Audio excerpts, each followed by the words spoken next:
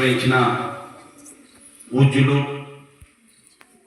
తండ్రి లాంటి గొప్ప నా మార్గదర్శకులు అయిన పంచాక్షరయ్య గారు, మరొక ధర్మదాత దుర్గాప్రసాద్ గారు, దీన్ని నిర్వహిస్తున్న కుమారండి ఉషారాణి గారు, భూపతిరావు గారు, శంకరెడ్డి గారు, మరియు రత్నం గారు, మరి పెద్దలందరికీ కూడా, ముందు కూర్చున్న పెద్దలందరికీ కూడా, నా మిత్రులు ఉన్నారు, వాళ్ళందరూ కూడా నమస్కారాలు. చాలా తక్కువ మంది వచ్చారనే యొక్క బాధపడవలసిన అవసరం లేదు. గురువు గారు ఒక మాట చెప్పారు, కళతో ప్రపంచాన్ని తెలుపొచ్చు, ఒక పద్యంతో లేదా ఒక పాటతో ఊరు మిగించవచ్చు. మనం ఏదో ఉపన్యాసం చెప్తాం, ఉపన్యాసం వల్ల పెద్దగా ఎఫెక్ట్ అవుతుందని నేనైతే అనుకోను, కానీ అదే కళతో ఎఫెక్ట్ అవుతుంది, అదే పాటతో ఎఫెక్ట్ అవుతుంది, కవిత్వంతో ఎఫెక్ట్ అవుతుంది. అందుకే ఈనాడు చూడండి, ఆనాడు శ్రీకృష్ణదేవరాయలు అతను కవియే ప్లస్ అతని చుట్టూ ఉన్న 8 మంది కూడా కవులే.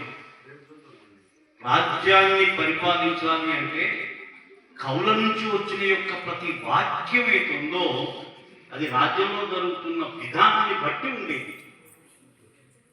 అంతేగా ఈ పాటలు కూడా అసలు ఒక్కొక్కరి పాటలు వింటూ ఉంటే, మా గజల్ శ్రీనివాసు వాళ్ళ శిష్యుడు కూడా ఇక్కడ ఉన్నాడు.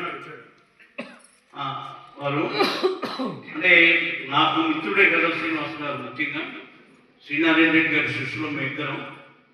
ముఖ్యంగా శ్రీనారాయణ రెడ్డి గారు కూడా ఇక్కడ తీసుకొచ్చాను నేను ఒకరోజు.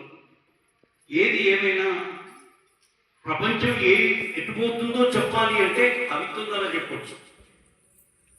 ప్రపంచంలో యొక్క జరుగుతున్న విధానాన్ని మీ మనసులో నాటాలి అంటే పాట ద్వారా చెప్పొచ్చు. కవి ఏ మూల కూర్చున్నా సరే, దాన్ని కవిత్వంగా తీసుకొచ్చి ప్రజల ముందుకు ఒక తన యొక్క విధానాన్ని చెప్పడం ఏతుందో చాలా గొప్ప కవులండి. చాలా గొప్ప పాటలు పాడే విధానాలు కానివ్వండి, కవిత్వం చెప్పే యొక్క విధానం కానివ్వండి, పుస్తకాలు కానివ్వండి, దాన్ని ఆచరించడం చాలా అవసరమైంది. అందుచేతనే నేను చాలా ఇష్టపడి ఇక్కడికి రావడం జరిగింది. తర్వాత ఉషారాణి గారు చాలాసార్లు నాకు టెలిఫోన్ చేశారు, 2 సార్లు తప్పకుండా అని. అది కూడా భూపతిరావు గారి వల్ల నాకు తెలియదు అసలు యాక్చువల్గా. అంచేత ఇటువంటిది సమావేశంలో పాల్గొనడం మా యొక్క రాజకీయ గురువైన మా యొక్క పెద్దలు, తండ్రి సమానులు, దేవుడి సమానులు, తండ్రి సమానుల కంటే కూడా అది దేవుడి సమానులైన మన యొక్క పంచాక్షరయ్య గారి ఇక్కడ ఉండడం, ఆ ధర్మదాత అయిన మన యొక్క దుర్గాప్రసాద్ గారు ఉండడం, తర్వాత చాలా యాక్టివ్గా పనిచేస్తున్న మన యొక్క ఇది భూపతిరావు గారు ఉండడం. ఇకపోతే నా విద్యార్థి ఆ మూర్తి ముడుచుకొని కూర్చున్నాడు, కానీ అసలు నవ్వుతే చాలా ఆశ్చర్యకరమైన విషయం, చాలా డబ్బులు సంపాదించాడు, అంచేత మూర్తి ముడిచాడు. ఎక్కడ నవ్వితే డబ్బులు కింద పడతాయో అని బాధ పాపం మా శంకరెడ్డి గారికి. చాలా గొప్ప వ్యక్తి.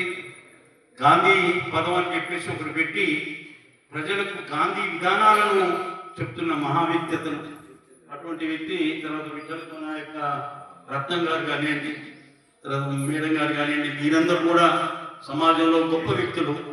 మీ నడవడి సమాజానికి అనుసరించబడాలి, మీ వ్యక్తిత్వం సమాజానికి అతుక్కపోవాలి, మీ భాష సమానత్వం యొక్క పిల్లలకి హృదయాలలో నిండిపోవాలి.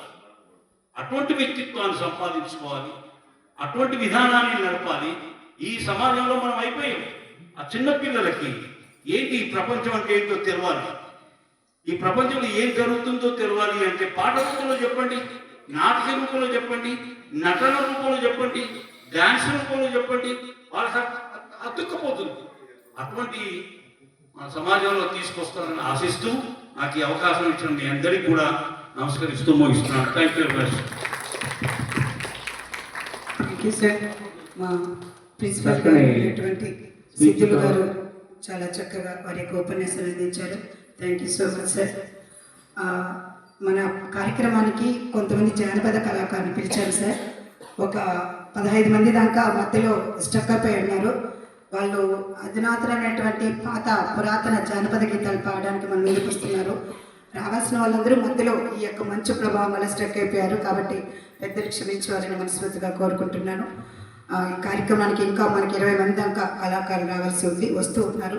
ఈ యొక్క విషయాన్ని పెద్దలు స్వీకరించాలని మనస్ఫూర్తిగా కోరుకుంటున్నాను. ప్రపంచం ఒక పద్మవ్యూహం, సాహిత్యం ఒక తీరని దాహం. ప్రతి ఒక్క మనిషిని గాయపడినటువంటి హృదయాన్ని తాకేది కవిత్వం. జానపదుల గుండెల్లో దాగినటువంటి జానపదాన్ని బయటికి తీసేది కవిత్వం. సాహితీ ప్రపంచంలో ఎంతోమంది పెద్దలు పూజలు ఉన్నటువంటి మన తెలుగు సాహితీ తీయదనాన్ని మున్ముందుకు తీసుకుపోవాల్సినటువంటి బాధ్యత మనది, పిల్లలది, మన సాహితీ కోవిదలది, అందరిది కూడా. కాబట్టి ఈ కార్యక్రమానికి మంచు ప్రభావం వల్ల లేట్ అయితే కానీ రావాల్సిన వాళ్ళందరూ కూడా మార్గంలో వస్తూ ఉన్నారు.